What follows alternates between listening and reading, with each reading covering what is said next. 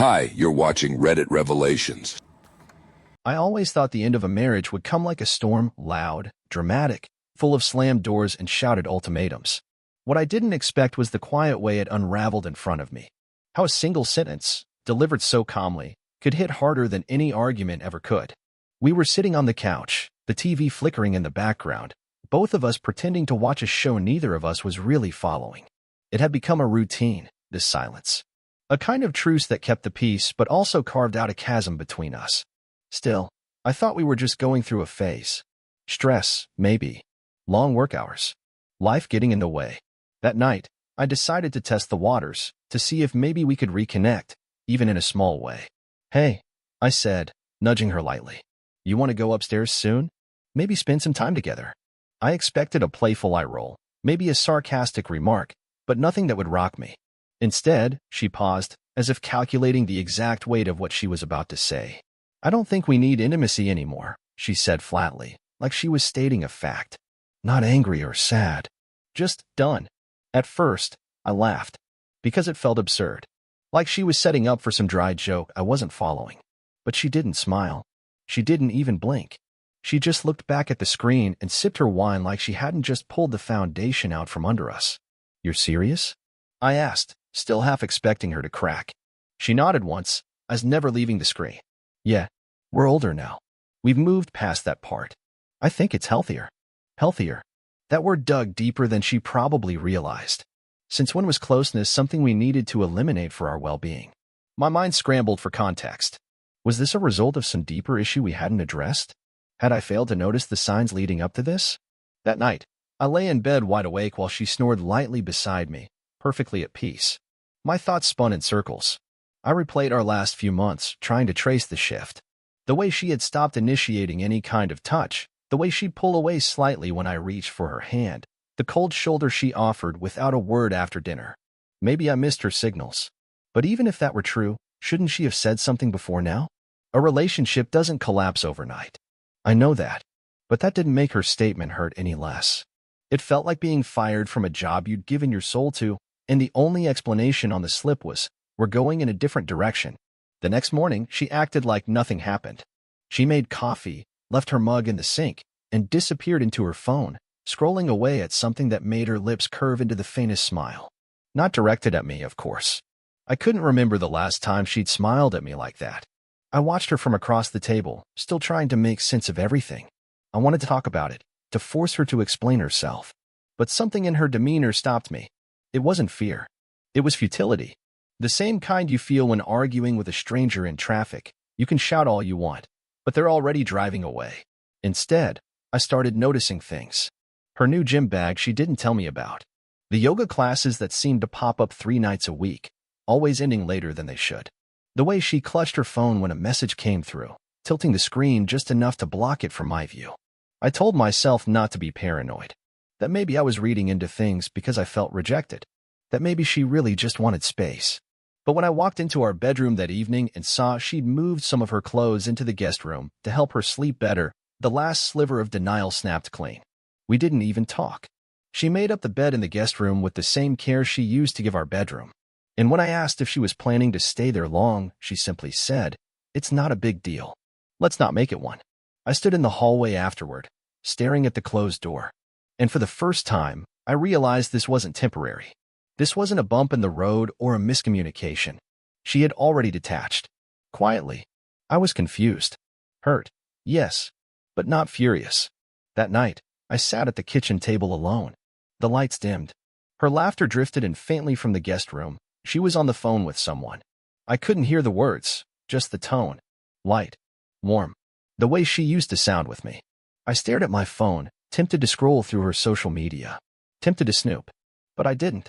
I wasn't ready to confirm what my gut had already started whispering. It's strange how quickly silence can replace intimacy. How easy it becomes to fill a home with noise while saying nothing that matters. And yet, despite the growing emptiness between us, I stayed calm. Observant. Because even though she thought the conversation was over, I had barely begun thinking about my response. In the days that followed, the silence between us didn't just grow, it calcified. Like something old and forgotten that had hardened over time, becoming too thick to break with just a few words. She moved through the house like a polite tenant rather than a partner, offering clipped answers and performing only the basic rituals of cohabitation. Coffee brewed. Dishwasher emptied. Mail brought in. But no warmth. No trace of the woman I once knew. I tried to keep my routine the same.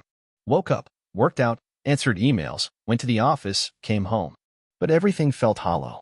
Her presence was like an echo, familiar yet impossibly far away. What stood out more than anything was the shift in her demeanor. She was lighter, almost energized, in a way that didn't include me. Her laughter came easier. I first noticed the change when she started staying out longer after her yoga classes. We grabbed drinks after, she said once, brushing past me with that breezy tone people use when they're trying to sound casual. I stood in the hallway after she disappeared into the guest room, staring at the empty space she'd left behind. I wasn't stupid. I knew what was starting to form, even if she hadn't said it out loud.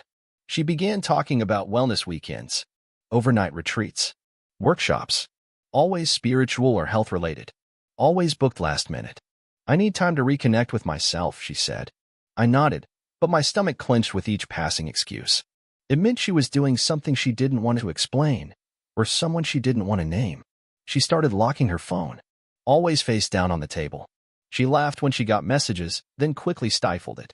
I once walked into the kitchen while she was texting, her thumbs froze, then she locked the screen like she'd been caught looking at something shameful. Her face didn't show guilt. She seemed sure I wouldn't do anything about it. One night, curiosity got the better of me. I checked the bank statements. Her credit card was almost maxed out, unusual for her. She used to be precise with finances, cautious even. But now there were charges from luxury spas, upscale restaurants, and a boutique hotel downtown, one she'd never mentioned. The timestamps didn't match her story. She wasn't on retreats. She was retreating from me. The next day, I checked our shared calendar. She had entered vague events, self-care day, yoga therapy, silent mindfulness. It was a well-constructed lie. Clean. Peaceful. But underneath the tranquility was chaos. I didn't know who the man was yet, but I knew there was one. And then, the unexpected happened. Her cousin Amanda called. We'd never been particularly close. She was more her friend than family, always the type to stay neutral when tensions rose. But that day, Amanda was nervous, hesitant. Her voice was quiet, like she was confessing something to a priest. I probably shouldn't be telling you this, she began, but I saw her with someone. I stayed silent, waiting. After her class last Thursday, at that juice place on Elm, she wasn't just grabbing a smoothie. She was with a guy. Tall, bald, looked athletic. They were holding hands. I don't know his name, but she kissed him in the parking lot. It wasn't a quick kiss, either. It was I get it, I said, cutting her off. Thanks for telling me. Amanda exhaled. I wasn't going to say anything, but you didn't deserve to be kept in the dark. I thanked her again and hung up. No questions. I didn't need more. I had enough. I didn't rage. I just sat with it. Let it wash over me slowly, like a wave I was too tired to swim against. She came home that night humming to herself. She tossed her gym bag onto the bench, made a smoothie, and retreated to the guest room. I sat at the kitchen island, watching the screen of my phone as her phone buzzed on the counter. A text lit it up briefly. Thank you for tonight. She didn't even have the decency to change his name from Ben, Yoga, to something less obvious. She had made her choice. Now it was time for me to make mine. I began making changes. Quiet ones. I redirected all my pay into a personal account, canceled the auto transfers to her spending cards, notified my lawyer and sent him the bank statements. He asked if I had any physical proof of the affair. I told him I was working on it. I didn't want revenge.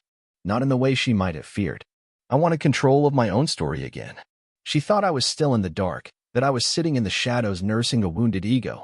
And while she planned her next retreat, I was planning the moment I'd leave the door wide open behind me and never look back. By now, every time she smiled at her phone, it felt like a slap I'd trained myself not to react to. I had stopped trying to interpret her silences or decode the short. Whatever explanation I once hoped to get was buried beneath a pile of smirks, secret texts, and rehearsed indifference. I was stacking evidence. It was a Sunday when the final piece fell into place. I was in the garage pretending to clean out old boxes when my phone rang. It was Amanda again, her cousin, the one person in her circle who still seemed to have a soul. Can we meet? She asked. Her voice was tight, urgent. I hesitated. Why? Because it's not just a fling. And it's worse than you think. Those words made me pause. Not just a fling. I knew my wife was slipping away, but I hadn't realized she had already sprinted past the point of no return. We met at a park a few miles from our house. Neutral ground. She sat across from me at a weathered picnic table, fingers fidgeting with her keys like she wasn't sure she should be doing this. "I didn't tell you everything last time," she began, avoiding my eyes.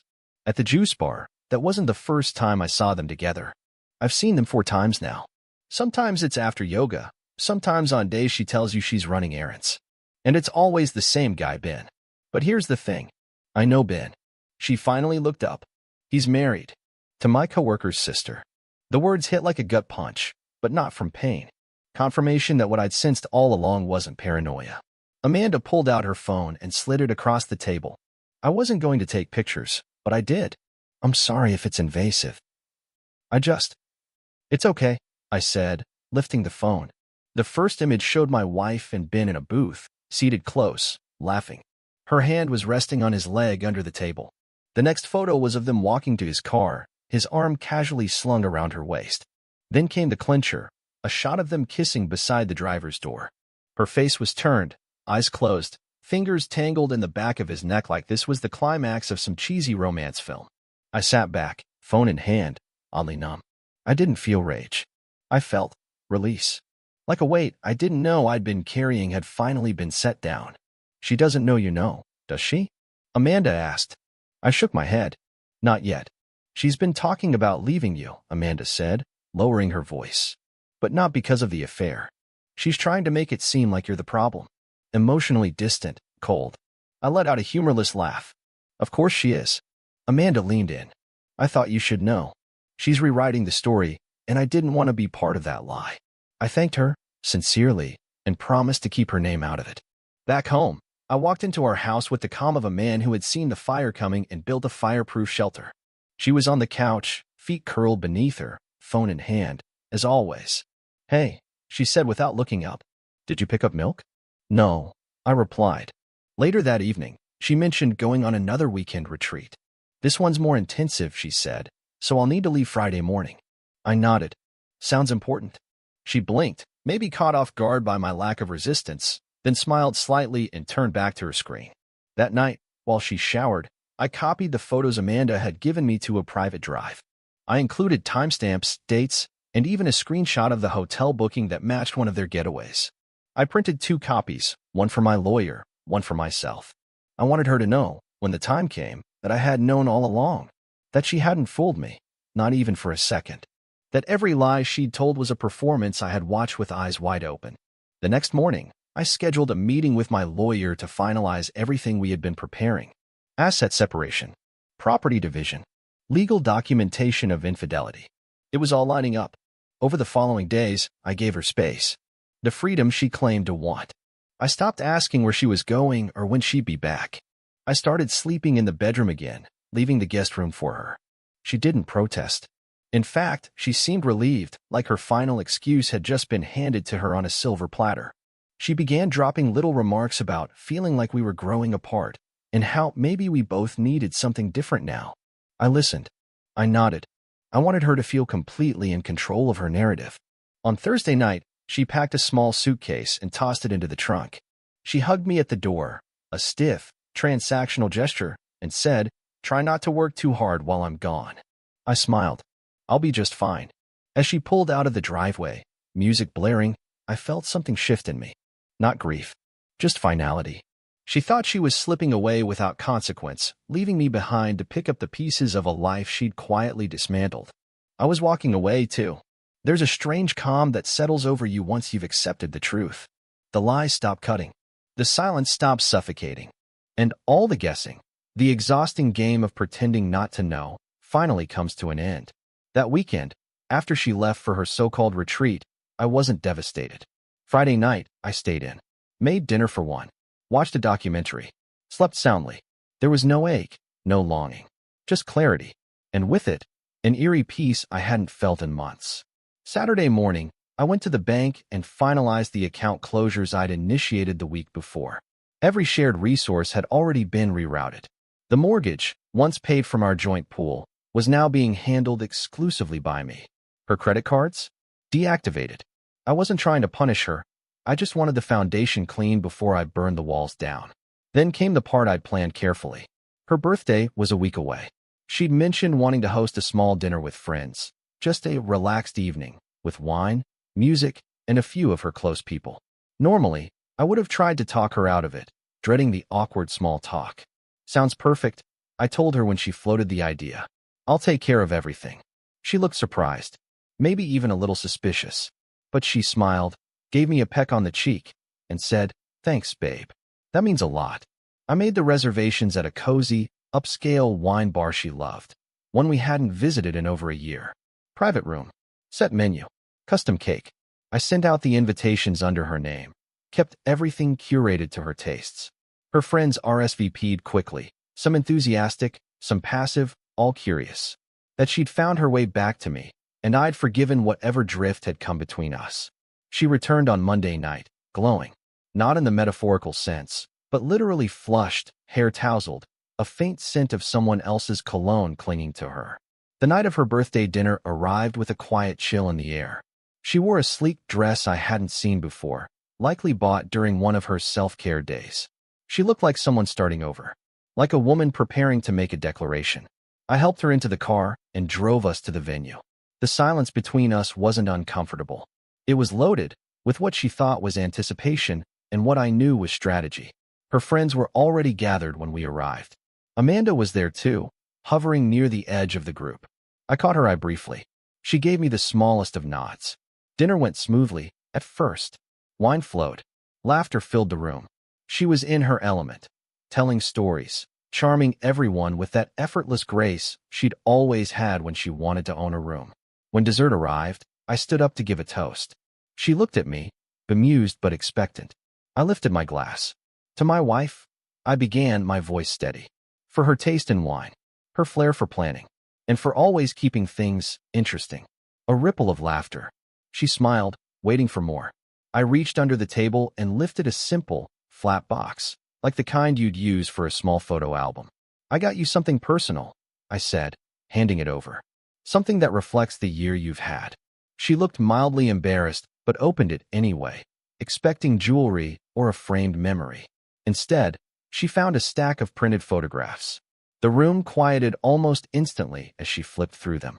The booth at the juice bar, the parking lot kiss, the hotel check-in, the text, "Thank you for tonight." Her smile vanished. Her skin drained of color.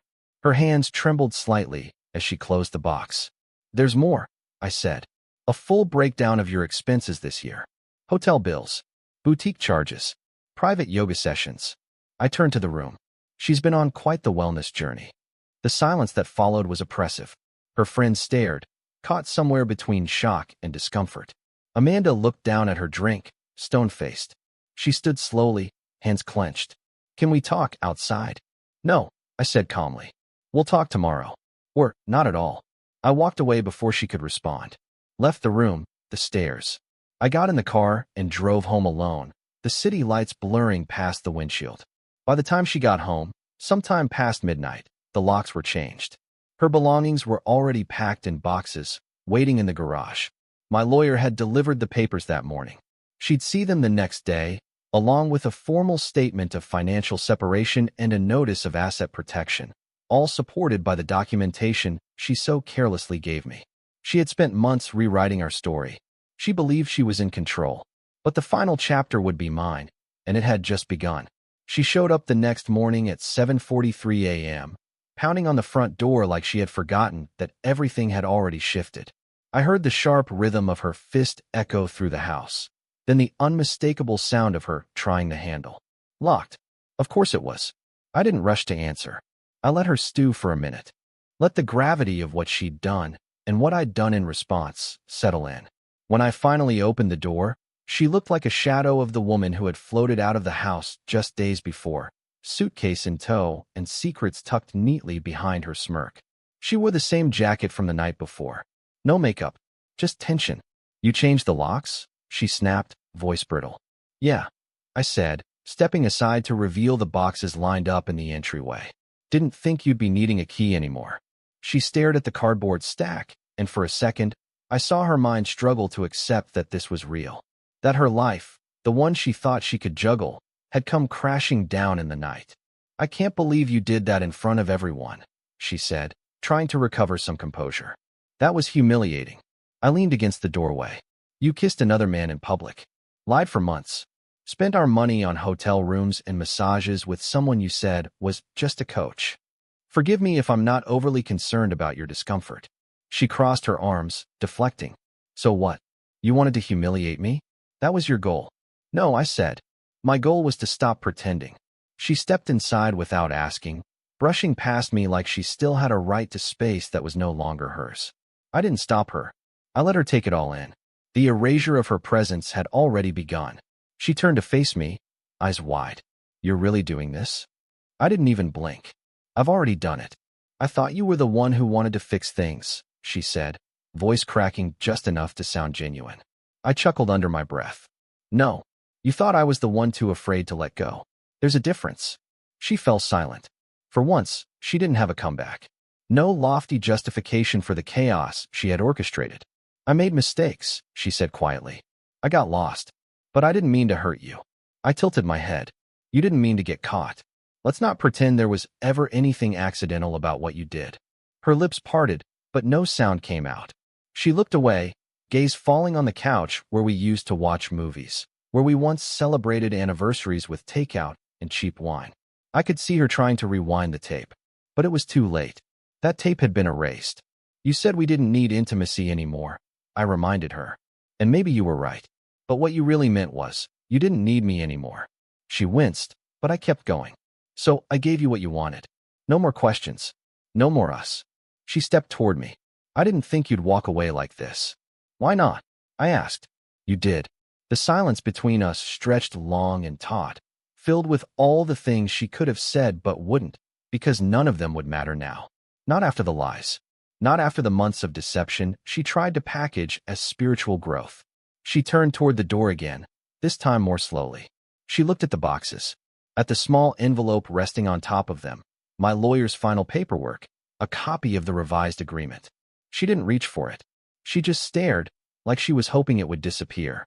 "It doesn't have to end this way," she said softly. "But it already has," I replied. "The difference is, now you just can't pretend otherwise." She didn't beg. That would have required vulnerability, and she had given all of that to someone else. What she gave me was absence, dismissiveness disguised as enlightenment. And now that I'd returned the favor, she didn't know what to do with it. She left without another word, took the boxes, the paperwork, and whatever version of herself she still believed in. I closed the door behind her, locked it, and stood in the quiet house. Later that week, I heard from Amanda again. She said my wife had tried to reach out to a few friends, but most of them were keeping their distance. Some had seen the photos. Others had just watched her reaction at the dinner, watched the carefully curated image shatter in real time. I didn't need to destroy her. She'd done that on her own. All I did was pull back the curtain. In the weeks that followed, I adjusted to the new normal. The space. The lack of drama. I rebuilt slowly, piece by piece, starting with myself. I stopped wondering what I could have done differently. Stopped asking what signs I missed. Because the truth was simple. She left the relationship long before she ever physically walked out. What lingered wasn't regret. It was the memory of being willing. She said we didn't need intimacy. She was right. Because without trust, without loyalty, there was nothing left to be intimate about. Now she knows what without really means. And I'm living it. Not as a punishment, but as peace. Dear listeners, please share your thoughts in the comments, and do not forget to like, share, and subscribe to the channel.